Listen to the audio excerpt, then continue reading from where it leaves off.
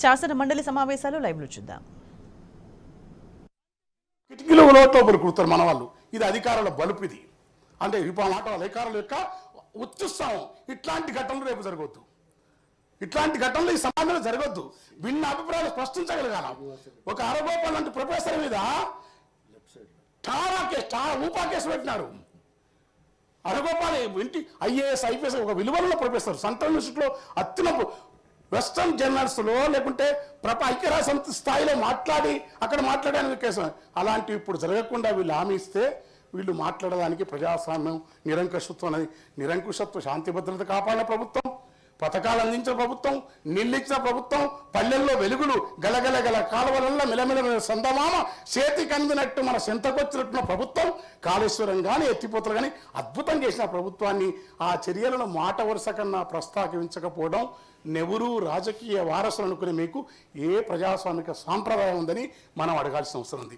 ఎందుకంటే నెహ్రూను కానీ దేశ వారసత్వం అంతా గాంధీ తత్వంలో, అంబేద్కర్ సమన్విత దృక్పథంలో, గాంధీలో అంబేద్కర్ సమన్విత దృక్పథంలో అనేక త్యాగపూరితమైన భగత్ సింగ్ లాంటి పోరాట వారసత్వ ఫలితంగా ఈ రాష్ట్రంలో కొమరం భీం మొదలుకొని, కాళోజీ లాంటి విప్లవ కవులు మొదలుకొని, ఇంద్రవెల్లిలో ప్రాణాలుంటున్న గిరిజన త్యాగాలు మొదలుకొని ఒక ప్రజాస్వామిక సమాజం ఏర్పడ్డది.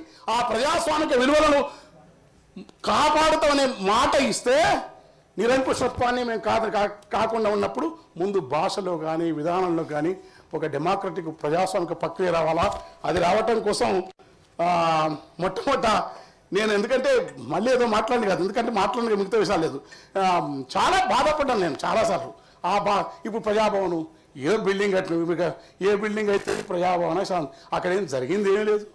ఆ బిల్డింగుల చర్చలు, వ్యక్తిగతమైన ఆరోపణలు కాదు, విధానాలేంటి, విధానాల పద్ధతి ఏంటి.